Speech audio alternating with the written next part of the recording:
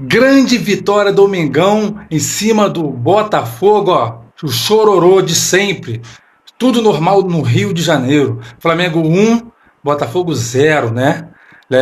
O Léo Ortiz fez o gol do Mengão malvadão. Gente, eles não aceitam a derrota. Após a partida teve uma confusão. Gente, demorou muito essa confusão. Se estendeu por muito tempo. Teve socos, tá?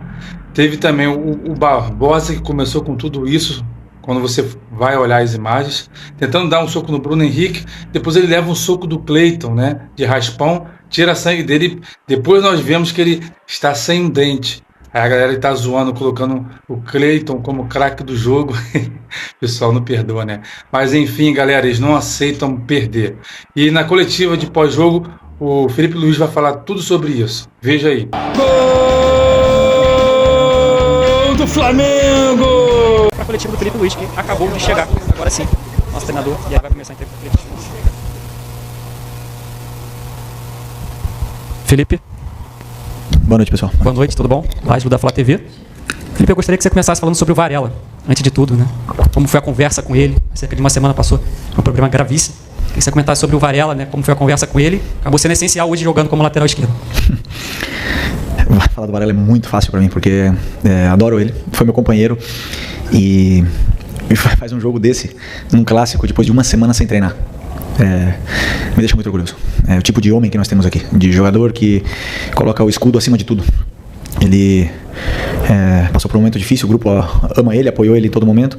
E ontem eu falei com ele para ver se ele estaria disponível em fazer essa função. Ele falou, eu já imaginava e claro que eu estou disponível, eu estou sempre para o que você quiser. Então é o tipo de jogador que o treinador ama ter. E que jogo que ele fez, que jogo, espetáculo. Nota 10 e fiquei muito feliz pela disposição que ele teve no campo. Felipe, boa noite. Rodrigo Cerqueira, Grupo Globo. O gol da vitória hoje foi do Léo Ortiz, mais uma grande atuação dele. E numa semana que ele foi muito elogiado pelo Zico. Em uma entrevista, o Zico citou o futebol dele como encantador, enfim, não conhecia tanto, disse não conhecia tanto, mas que está encantado do futebol dele. E ano passado tinha até uma alcunha que circulou nas redes sociais chamado de o camisa 10 da zaga, tamanha a qualidade do Ortiz com a bola no pé, principalmente. Queria que você fizesse uma análise do jogo do Ortiz, da fase, né? E desses elogios do Zico, que é tão importante, o maior ídolo da história do Flamengo, está observando tanto, e ele acaba fazendo um gol justamente na mesma semana, né? O Zico é muito especial. Ter o elogio do Zico para poucos é muito. O cara que ele é o maior de todos os tempos. É muito, muito legal que o Zico participe, que esteja presente. Muitas das vezes ele vem no jogo, vem falar com a gente e muito importante pra gente que o Zico esteja presente, que nunca deixe de vir aqui frequentar, porque nós precisamos muito dele. E ele falou só a verdade. O Léo tá num grande momento. Desde que eu conheço ele tá nesse grande momento, é um grande jogador. Um zagueiro super inteligente, completo e com a bola no pé, não preciso falar nada, vocês sabem disso, mas pra mim é muito além do que com a bola no pé, são os detalhes do dia a dia dele, como ele se cuida, como ele treina, como ele pergunta, como ele tira dúvidas, como ele quer aprender e quer evoluir e tá nos detalhes de como ele perfila o corpo, de como ele cobre o companheiro. Então é um jogador seleção brasileira, sem nenhuma dúvida. Então eu tô muito feliz de poder ter um jogador como o Léo no elenco. Boa noite, Felipe, aqui, Cedão Marinho da Litoral News. Queria falar sobre outro jogador que é o Danilo, né? Muita gente desacreditou na hora que ele chegou, hoje foi muito importante. Participou ativamente do gol do Léo Ortiz e ainda tirou uma bola em cima da linha, que você comentasse um pouco sobre a importância dele e o jogo. E só se me permite, eu vi que no final, depois de toda a confusão, você estava ali tentando segurar o Alex Telles, né? Vocês foram companheiros, inclusive, da mesma posição. Qual foi o papo ali naquele calor, nesse clima quente do fim do jogo? Obrigado.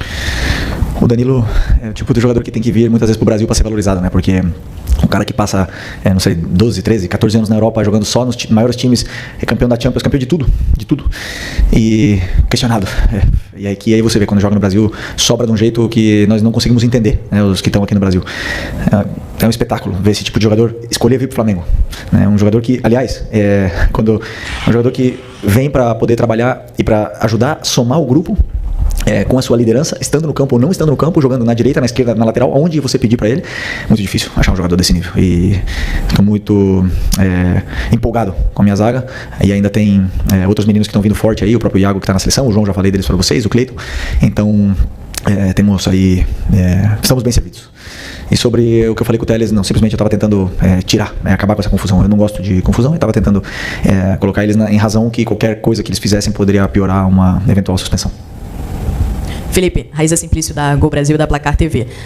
Teve a partida contra o Fluminense no final de semana, hoje Botafogo, Vitória, e o próximo jogo já é contra o Vasco, são 3 clássicos seguidos. Eu queria que você falasse da dificuldade que é manter o nível. O jogo contra o Fluminense não foi um jogo tão bom, hoje o Flamengo já foi melhor, conseguiu dominar a partida, na minha visão, e aí já o próximo adversário é o Vasco. Teve o Juninho com um problema físico, o Ayrton Lucas, já teve o Alexandro. Queria que você falasse sobre isso e sobre essa dificuldade de 3 clássicos seguidos, assim.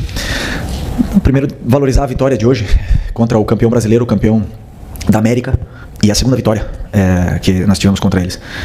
E sem desculpas, né? Hoje jogou um time que não tinha jogado junto e fizemos um grande jogo. Os jogadores acabaram aí, muitos deles, por causa do Varela que não treinou, por causa do Cebolinha que jogou 60 minutos pela primeira vez, o Arrascaeta que jogou 70 minutos também pela primeira vez desde que operou, Luiz Araújo jogou 90 minutos depois de muitos meses parado, né? 4 meses, eu acho, sem jogar 90 minutos.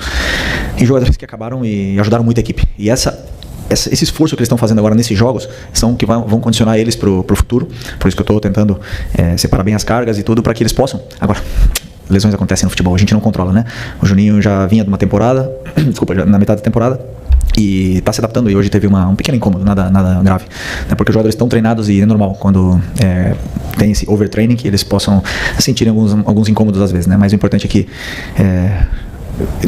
no outro dia contra o Fluminense, como você falou, eu revi o jogo, como eu sempre faço, e gostei porque o Fluminense não chutou no gol, e o futebol não é só chances criadas, também existem as duas fases do jogo, né? A fase defensiva, o time foi muito bem, muito sólido, não concedeu chances. Hoje as chances que nós demos ao Botafogo foram quase todas de erros nossos, e o time muito sólido, um time que sabe se adaptar às situações. O Botafogo hoje mudou e jogou num sistema totalmente diferente, eles se adaptaram dentro do campo, nós não esperávamos essa mudança que eles fizeram, então por isso que eu falo, esse grupo aqui é altamente qualificado, e agora vai vir o Vasco, e isso aí vai ajudar eles a entrar em forma física, em se soltarem, pegarem ritmo de jogo e confiança cada vez mais, e esses jogos são bons para isso, para também guiar a gente para poder corrigir. Filho, Barba do BarbaCast, parabéns pelo resultado. Eu vi que a gente escutou aqui que houve bastante vibração aqui no vestiário por conta do resultado, realmente valorizando a vitória, como você falou, né? Então, enfim, queria que você falasse um pouco disso, se puder, e também sobre a evolução do Alan. O jogo que ele fez hoje foi um jogo muito bom, e inclusive teve a torcida aplaudindo e tudo mais. Queria que você falasse um pouco sobre isso também, por favor. Outra que eu esqueci, né? O Alan também, muito tempo sem, desde o ano passado, né? Que não tinha uma sequência, agora está tendo outra vez essa sequência, e acabou o jogo exausto, né? E isso porque ele correu, se dedicou e fez tudo o que o treinador pediu. E como o jogo teve um certo ida e volta, os volantes se desgastaram mais, e tanto ele como o Nico, né? Tivemos que trocar para manter esse meio com força. E é um jogador que dá pra ver no olho que ele quer dar a volta por cima, dá pra ver no treino dele, no aquecimento que ele faz, no pré-treino na academia, quando ele chega, dá pra ver que ele quer dar a volta por cima, e quando o jogador quer, ninguém segura. Então, tô feliz também pela evolução dele. E sobre a comemoração, é que eu falo pra vocês, é que não é fácil ganhar sempre. E mesmo não perder, né? Porque são tantos jogos, esses jogadores, se você for ver o Campeonato Carioca, o jogo valendo 3 pontos, e eles jogam, o sentimento deles nós estamos com a camisa do Flamengo. Então não tem jogo amistoso, não existe nada. Mesmo contra o São Paulo nos Estados Unidos, eles deram a vida. E eu gostaria que se valorizasse isso, que o torcedor valorizasse esse esforço que os jogadores estão fazendo. Porque a gente pede, né? Quando não vai na bola, vai na raça. Mas tá dando na bola e tá dando na raça, tá mais do que nunca. Então temos que valorizar a vitória, temos que comemorar as vitórias, temos que valorizar as coisas que a gente tá fazendo bem, corrigir as que a gente não está fazendo tão bem, mas eu fico feliz que o meu grupo comemore tudo o que for de vitória. Boa noite, Felipe. Boa noite. Parabéns pela vitória. Obrigado. Nós tivemos um coletivo que funcionou muito bem hoje, e essa coletiva está sendo pautada por atuações individuais. E comigo não vai ser diferente. Eu queria que você falasse novamente, a chover no molhado, a gente é repetitivo, da grande atuação do Wesley. Que jogador! No final do jogo ele estava dando pique, correndo mais do que os jogadores do Botafogo, conseguiu anular quase que os 90 minutos, né, a ofensividade do adversário. Como segurar esse jogador, né, que já deve ser convocado também para a seleção brasileira, mas é muito bom ter um jogador desse no time. Porra, que jogador. Tá bonito de ver ele jogar, né? O mais difícil, né, que vocês falem, que quando vocês falem dele, que não seja jogou muito, senão o que seja joga muito. É muito diferente, jogou muito do que joga muito. E o Wesley se converteu nisso, né? Joga muito. E como eu falei para vocês, hoje ele marcou durante muito momento o titular da seleção brasileira, que era o Igor Jesus, como se não fosse nada. Marca os jogadores que passem ali por ele, e ele tá, e isso na defesa, sem falar do ataque, né? Então ele tá num nível muito alto. O mais difícil disso tudo agora, manter. Por sorte ele tem o capitão do lado dele, diariamente com ele. O Gerson botou ele debaixo do braço, tá guiando ele pelo caminho, para ele manter nesse nível, porque como eu falei para vocês, em junho, se ele seguir assim, ele vai escolher onde ele quer jogar, e não vai dar para manter. Felipe, boa noite. Aqui, Gabriel Reis, Revista Placar. Queria te fazer vou falar de um jogador também, que eu acho importante a gente falar. Você falou rapidamente, está se recuperando de uma lesão e cirurgia, mas o Luiz Araújo hoje. Luiz Araújo, a gente tem tantos jogadores bem no time do Flamengo, mas é importante a gente também avaliar alguns como o Luiz Araújo. Queria que você falasse um pouquinho desse jogador como uma peça importantíssima na criação, né? Você tem um setor defensivo muito bem. Agora, você tem o Luiz Araújo muito bem na criação também. Eu queria que você falasse também sobre a questão de estar, como você, apesar de que a gente sabe que estar no Flamengo já é uma grande motivação, como você vê essa questão. Hoje você utilizou o Matheus, aí você teve matérias aí saindo essa semana sobre o Cleiton sair do Flamengo, não querer renovar. Como você lida com isso para motivar esses jogadores, para que eles possam continuar à sua disposição? Vou primeiro responder essa aqui que, sobre a motivação. Eu não sou um treinador motivacional, porque, como diria o Muricy, né? Como que eu vou motivar um jogador que está no Flamengo, que joga no Maracanã, com a torcida apoiando? Não tem o que fazer, não tem que motivar, eu tenho que dar a direção para esses jogadores, para eles entenderem o que eu quero e a minha ideia, o que é a minha ideia de jogo. Então, e por sorte eles compram a ideia. Os jogadores que querem estar aqui, eu quero que fiquem, mas quem não quer ficar, que não fique. Quem não quer ficar no Flamengo, eu não posso fazer nada. Se você já está no Flamengo, para mim, que é o melhor e o maior, para mim não existe maior motivação do que isso. A gente viu o que o Danilo fez para vir aqui. O que ele, sinceramente, vocês não têm ideia do esforço que o Danilo fez financeiro para vir para o Flamengo. Então isso tem que servir de exemplo para quem está aqui, né? E então, para mim, se existe algum jogador, que não é o caso, até agora ninguém me falou, que quer sair, eu não vou segurar ninguém. Eu quero jogadores que queiram estar. E por sorte nesse grupo todos querem, até agora todos querem estar, porque sabem que aqui só tem a evoluir, né? Então, esse é o primeiro. E a tua outra pergunta? Um jogador, não, você falou de Luiz Araújo, sim. O Luiz Araújo também já falei outras vezes, né? Ele veio numa lesão bem grave no joelho e nós temos que ter um cuidado importante com ele, mas é um jogador que dá muito para a equipe, já seja jogando 90 minutos, já seja entrando 5 minutos. É um jogador que tem números, tem gol, tem assistência, e nem todos os jogos vão ser iguais para esses jogadores que jogam na frente, porque tem adversários como hoje, por exemplo, que escolheram marcar praticamente individual o Arrascaeta e o Luiz Araújo durante momentos do primeiro tempo, e isso dificulta muito o jogo deles, mas o meu trabalho é tentar dar tempo para eles e fazer com que eles possam participar mais. Mas é um jogador que é diferente, obviamente, né? Que eleva muito o nível desse elenco aqui para poder brigar pelas competições. Oi, Felipe. Boa noite. Bruno Vilafranca, da Rubro News TV. Estou vendo que a coletiva está sendo praticamente pautada realmente em questões individuais. Eu não vou fugir disso. Você já falou rapidamente sobre o Alan, mas quero me aprofundar um pouco mais. Se a gente voltar um pouquinho no tempo, obviamente, a gente via o Alan sendo muito criticado. Eu nunca deixei de ver o Alan tentar, e ele arrisca muito esse passe vertical. É uma das características do Alan, mas ele estava errando num passado recente. E hoje a gente vê o Alan fazendo a mesma coisa, acertando esses passes, mas correndo, né, se desenvolvendo dentro do campo, ajudando bastante no jogo. Eu quero saber, se é que você pode nos dizer, onde entra o trabalho do Felipe Luiz, porque outros treinadores devem ter tentado evoluir o Alan, para que ele voltasse a ser o Alan que a gente conhecia lá do Atlético Mineiro e de outros clubes também, mas onde entra, de fato, o seu trabalho para essa virada de chave, porque é nítido que ele está correndo muito, como ele sempre correu, a verdade, mas com confiança. Onde entra esse trabalho do treinador, que é muito mais do que campo e bola. Deve ter uma questão psicológica muito forte aí no seu trabalho para com ele. Parabéns pela vitória. Obrigado. Vou dizer, o meu modelo exige muito dos volantes. São os que mais têm conteúdo, os que mais têm exigências e funções táticas dentro do campo. É o que eu mais peço, o que eu mais corrijo e o que eu mais acredito que são importantes dentro dessa equipe. A mudança, a virada de chave do Alan, o Everton, o Nico e o Eric e o Gerson tiveram o mesmo conteúdo. Eles todos, e o Alcaraz também, o mesmo conteúdo. Existem jogadores que, como eu falei antes na outra, né, o olho brilha quando escuta e quer aprender, e outros que não tanto, né? Então, o que aconteceu com o Alan? Ele, sozinho, nessas férias, ele voltou com o olho brilhando, com essa atitude, com essa vontade de aprender, fazendo o que o treinador pede, e aí, obviamente que é um mérito todo dele, né? Eu que vou colocar quem está dizendo no campo, no treino, que quer jogar, mas não falando, senão fazendo. E ele fala, ele tá falando no campo, né? Então, obviamente que os minutos dele vão aumentar. E a concorrência entre eles aumenta. E são características diferentes. O Everton tem características diferentes da dele, dá coisas pro time que ele não dá, e ele dá coisas pro time que o Everton não dá. E o Eric também, e o Nico também. Então é importante para mim ter essa variedade, né? Se fala, variação dentro do elenco, para poder depois decidir segundo o que o adversário também apresenta, né? Então eu diria que o mérito é do Alan, que ano passado teve o mesmo conteúdo, e talvez também por culpa minha não ter dado uma sequência, mas não evoluiu, não cresceu ou não desenvolveu tanto como os outros, e esse ano ele está fazendo porque ele veio com outra atitude. Oi, filho, aqui, David Sharp do Antenados na Jogada. Bom, falar um pouquinho do jogo em si, né, da sua proposta tática, porque, pelo que eu reparei, eu não vi tanto hoje quanto também no clássico no Fla-Flu de sábado, o Flamengo tão pressionante quanto você diz que gosta e a gente viu anteriormente. Hoje, várias vezes eu vi o Flamengo até um pouco mais recuado, marcando médio até baixo em alguns momentos. Queria saber se você pediu isso, e já que está todo mundo fazendo pergunta individual, eu queria te perguntar do Gerson, porque é uma questão importante. O pai dele, que é empresário, falou aquela coisa da equiparação de salário com o pelotão de elite, e teve até uma tal proposta do Zenit também. Como é que está o Gerson, como é que está a cabeça dele? Obrigado. Sobre o plano de pressão, o adversário também joga E aí onde entra o que eu falei antes para vocês, que é fácil ganhar do campeão brasileiro e campeão da América. 2 jogos seguidos, né? E no primeiro jogo, ok, nossa pressão encaixou, os jogadores estavam com confiança, pressionaram bem, e hoje o adversário jogou de outra forma. Mudou, tiveram mais confiança para sair, saíram da pressão por qualidade individual, vantagem qualitativa. E aí, claro, se eles rompem a pressão 1, 2, 3 vezes, ou tem jogadas para sair da pressão, como aconteceu várias vezes que eles tentaram lançar nas nossas costas e aguentaram ganhar um lateral, o nosso time tem que correr mais, e é normal, é natural que um time com qualidade te empurre para trás, né? Então, não sempre vamos conseguir, mas a intenção de pressionar estava aí. Ela estava aí sempre. Sempre que o time se reorganizava, tentava pressionar. E por vezes eles conseguiam achar passes e romper a nossa pressão. Como eu falei, é um jogo de risco. Eu assumo esse risco. Sei que eles vão sair algumas vezes da pressão, por isso que tem uma linha tão qualificada atrás para poder sustentar essa nossa subida de pressão. E outras vezes a pressão vai encaixar muito bem, nós vamos ter mais a bola, vamos dominar mais o jogo, mas hoje o Botafogo defendeu bem.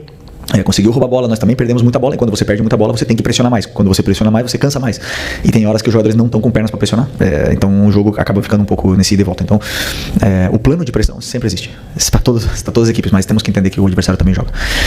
E o Gerson, como eu falei antes, ele tá feliz, tá aqui, ele tá no Flamengo, com o clube que ele ama, também fez um esforço muito grande para poder vir aqui, financeiro, muito grande. E hoje é o líder, é o capitão dessa equipe, é o cara que lidera todos os jogadores, o cara que cuida do vestiário, é o treinador dentro do campo que que o Tite escolheu e eu mantive.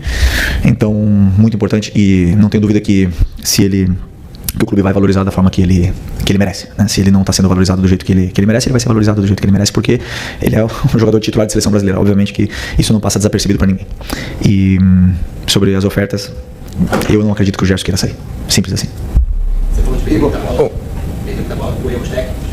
Uma, porque o Botafogo marcou de uma forma individual nossos jogadores ser determinantes, porque a bola fica um coelho, e porque, claro, porque o adversário marca e porque a gente também erra, né? Jogadores que não vinham com tanto ritmo acabam errando, e é natural que isso aconteça. Então, vamos tentar corrigir um pouco o que aconteceu, mas esses errinhos pequenos, tentar corrigir, sempre a gente faz isso, mas é totalmente natural. Felipe, boa noite, Garcia do UOL. Você que é um cara observador, bom ouvinte também, sabe que os caras falam dentro do vestiário. Não é que você consegue identificar a origem da nitroglicerina que resulta numa confusão? Identificar o quê? Desculpa. A origem da nitroglicerina que gerou a confusão de hoje que a gente viu no gramado. Não sei se você... Como é que você considera esse nível de ingredientes para isso tudo? Se considera que nesse jogo também envolveu a questão da braçada ali do De La Cruz no primeiro tempo? Enfim, como é que você entende esse somatório de situações e comportamento de jogadores que combinam com as cenas que a gente viu hoje? Eu não vi o que aconteceu realmente. O que eu escutei dos jogadores, eu não vi as imagens, tá? Eu estava ali, mas não vi as imagens. O que eu escutei dos jogadores foi que um jogador do Botafogo tentou agredir o Bruno Henrique, e o Cleiton acabou defendendo o Bruno, e foi o que eles me falaram, né? Então é um jogo tenso, é um jogo onde existiram provocações por ambas as partes ano passado, ou no ano passado acho que por parte do Botafogo, se eu não me engano, e nos outros anos. Então assim, é um clássico, sempre existe esse tipo de polêmica, né? Mas eu não quero dar ibope para isso, porque o que importa realmente é a nossa vitória no campo. E se eu falar de uma briga, se eu falar do que aconteceu, dos jogadores se provocando, do árbitro, nós vamos tirar o mérito do que os jogadores fizeram no campo, que foi muito grande. O que eles estão fazendo é muito grande, e eu quero que se valorize isso, tá? Então, não vou aprofundar mais, mas é o que eu sei que eles falaram. Vamos para a última. Boa noite, Felipe. Bruno Castanha, Rubro News TV. Você falou do Botafogo jogar diferente hoje, tanto com a bola quanto sem a bola. Tinha um losango no meio campo, 2 atacantes, mas metade da minha pergunta você já respondeu que foi surpreso com essa mudança.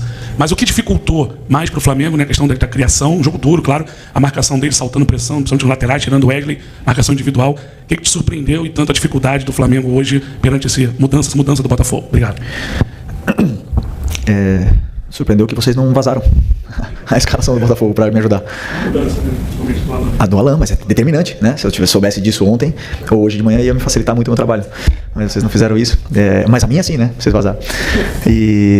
Mas não, é muito diferente. Você prepara um plano para um 4-4-2, que como eles vinham jogando durante muito tempo, não lembro de ter visto um 4-3-3, um 4-4-2 losango, desculpa, com o Savarino por dentro. Até poderia imaginar um Savarino aberto, um 4-3-3, que aí eu consigo adaptar no banco, mas um losango é muito diferente, né, para você adaptar de uma hora para outra. Mas eles conseguiram, os jogadores conseguiram, pressionamos bem o tiro de meta, conseguimos subir a pressão bem. E demoramos um pouco para identificar onde estavam os espaços, porque os espaços estavam nos nossos laterais, e a gente demorou um pouco para identificar como machucar esse losango deles, né? Mas Depois eles já começaram a entender, são jogadores muito inteligentes e eles mesmos solucionaram dentro do campo, conversaram, e aí na pausa técnica eles já também, conversando entre eles, já solucionamos esse detalhe. Mas dificulta porque você entra com um plano e muitas vezes o adversário ele muda, então os jogadores esperam uma coisa, não encontram, porque todos eles também assistiram o Botafogo durante muito tempo, e é uma coisa nova assim, dificulta bastante. Okay. Mas... Vamos para a última, gente, quase 1 da manhã. Beleza. Boa noite, Felipe. Léo José do Coluna do Fla. Você começou na base do Flamengo, conhece muito bem os garotos do Flamengo, inclusive o Lohan que está de saída, né, do clube. E recentemente, quando o Alcaraz foi emprestado para o Everton, você chegou até a falar que um pouco do não sucesso do Alcaraz passava pelo seu estilo de jogo. E eu queria saber sobre o Lohan. Ele era um garoto da base, provável joia do Flamengo e tal, só que acaba saindo assim sem atingir o ápice, sem atingir o auge no Flamengo. Por quê? Por que o Lohan não chegou a performar bem no seu trabalho? Com o seu trabalho? O Lohan, eu vi ele crescer, eu vi ele surgir, né, no Sub-17, no Sub-20. Ele fez um jogo no Sub-20 sendo Sub-17, e eu lembro de no outro dia falar pro São Paulo, eu falei, São Paulo, dá uma olhada nesse menino, ele acabou com o jogo ontem. Ele treinou, e realmente nos treinos ele não fazia muita diferença em 2023, né, no ano que o São Paulo estava aqui, mas claro, tinha 16, 17 anos ainda. Ano passado ele teve uma sequência boa, até virou titular da equipe aqui com o Tite, e acabou passando por esses altos e baixos que todos os jogadores, principalmente os jovens, passam, oscilando, e até foi vaiado pela torcida e tudo mais, então eu pedi ele constantemente para descer, e o próprio Kleber, né, Xavier, que me ajudou muito enquanto eu estava aqui, com isso, desceu ele para ele poder ter minutos e se desenvolver. Então, nem no meu Sub-20 ele foi meu jogador, e daí depois ele voltava sempre pro profissional. Então quando eu subo pro profissional, já conhecia, já tinha vindo com ele, só que o problema do Lohan é que tem jogadores que competem a posição com ele e que estão melhor que ele. Simples assim. É que não tem mais segredo no futebol. Você fala do modelo pro Alcaraz. Tem jogadores melhores que outros, que estão melhor que outros, e eu não vou colocar um jogador que não tá bem e tirar um que tá voando. Por exemplo, o Lohan competiria por posição com quem? Com o Gerson, com o Arrascaeta, aberto. Não tem tanto, não é tão determinante para jogar aberto na ponta, né? Então, como poderia ser o próprio Cebolinha, o Michael, até o Luiz Araújo, poderia, mas eu acho que não é a melhor versão dele. Então ele compete com o Gerson, e como eu tiro o Gerson, e depois como eu tiro o Luiz Araújo para colocar o Lohan. Então nós temos que entender que é difícil para ele, 18 anos, eu penso que ele tem que ter minutos, e se isso for no Sub-20, melhor para ele poder se desenvolver. Ele, como o próprio Paiva falou, não foi anunciado, não saiu, não é oficial, né? Não é oficial. Se ele ficar aqui, vai ter o mesmo conteúdo, o mesmo carinho que todos eles, para poder me falar no campo, como eu falo, e aí ele vai ter chances na equipe, né? Então, se ele decidir sair, é uma escolha do jogador. Eu sempre falo, o jogador é o que escolhe onde quer jogar. Ninguém pode obrigar um jogador a sair ou a ficar. O jogador, ele sempre vai escolher. Então, se ele quiser sair, que ele possa ter minutos, que ele possa se desenvolver, sair da zona de conforto dele para poder crescer, porque ele tem muito a crescer. O talento dele é absurdo, sabemos disso. Mas ele precisa